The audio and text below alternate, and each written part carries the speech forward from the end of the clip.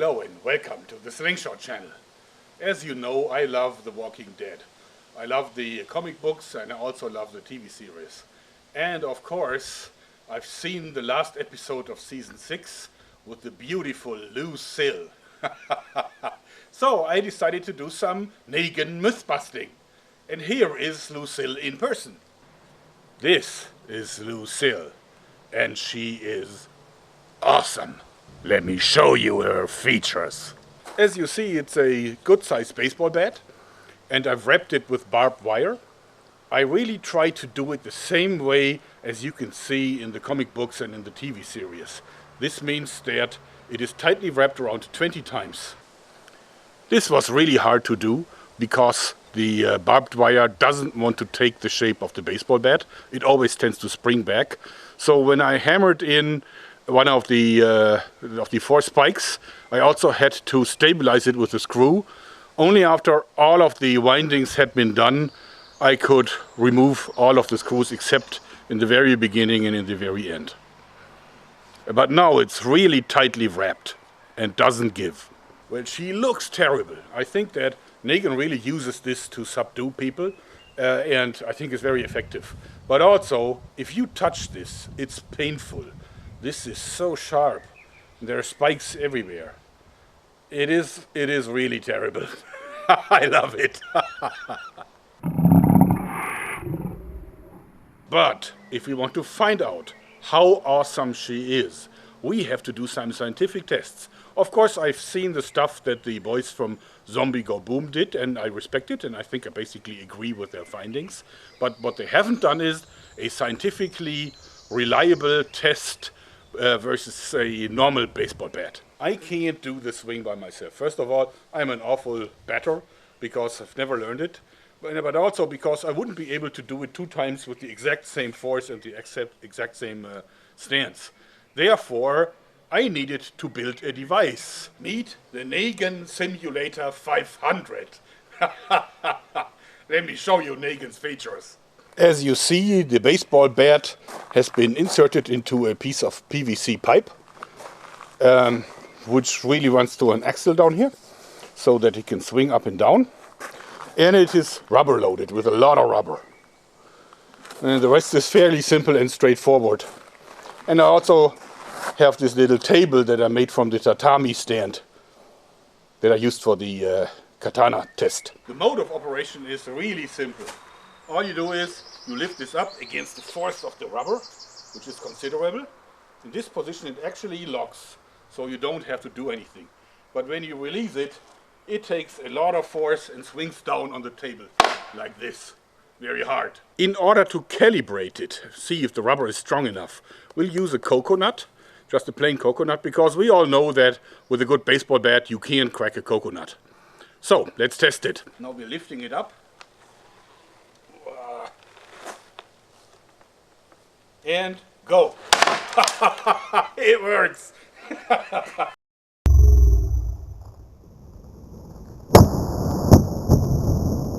This most definitely worked fine, but just a coconut isn't good enough for us today. So I made this. It's a coconut that is actually in the middle of a block of ballistic gelatin, the good German stuff, 20%. It was actually very hard to make this because the coconut wants to swim up in the bucket. Therefore, what I had to do is, as you can still see the little canals in here, that's because I made a cross from wood and then nails pinning down the coconut in place until the gelatin was hardened. Of course, it is much harder to crack the coconut now. First of all, because it's shielded by ballistic gelatin from the top, but also because it is suspended on a cushion of ballistic gelatin. So it's very hard to put a blow on this that really cracks it. We made 2 of those, so we can test the non-barbed wire and the barbed wired version of this, how it fares against the coconut.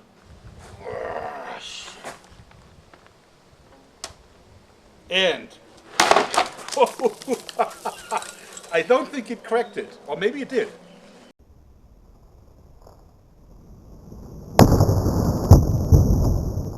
It was a terrible blow for sure, and you can see that the coconut changed its color a little bit. I think that's because for a moment the the ballistic gelatin lifted off the surface of it here, but I don't think that the coconut is actually cracked. Now we put Lucille into the Negan simulator, and we're using her against a fresh block of ballistic gelatin with the coconut molten in. Alright, after the repairing it started to rain, so we had to make a long break. Terrible weather this year. But you can already see that just because it's resting on it, it's damaging the ballistic gelatin. That is something that the original baseball bat did not do. Now let's see what happens when it hits it. Okay, let's try it.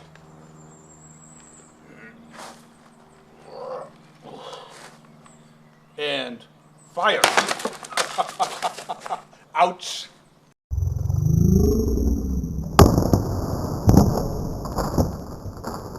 So the gelatin protected the coconut from the impact of the bat, but still the injury is more severe than without the barbed wire. So what would have happened if Negan would have used a katana instead of Lucille?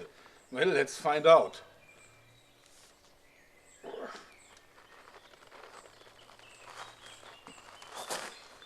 Okay, and go. All right. It slipped off. It didn't cut through the coconut.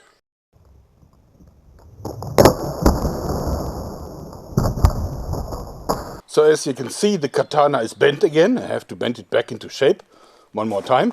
But also the PVC pipe broke.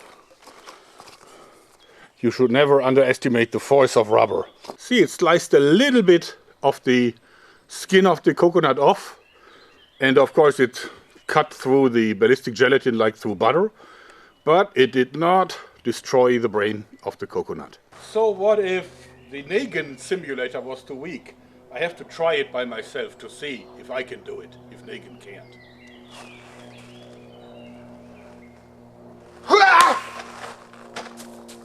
No deal. Okay, nothing could crack it. I'll now use the Musa Saw Hunter. I just only loaded 5 of the barrels because one of the spare guns needs recharging. 5 of these spares should be good enough in any case.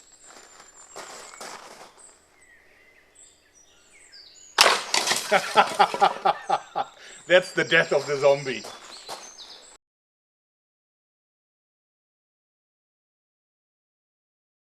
So several of the spares went through the gelatin, but one also went through the entire coconut.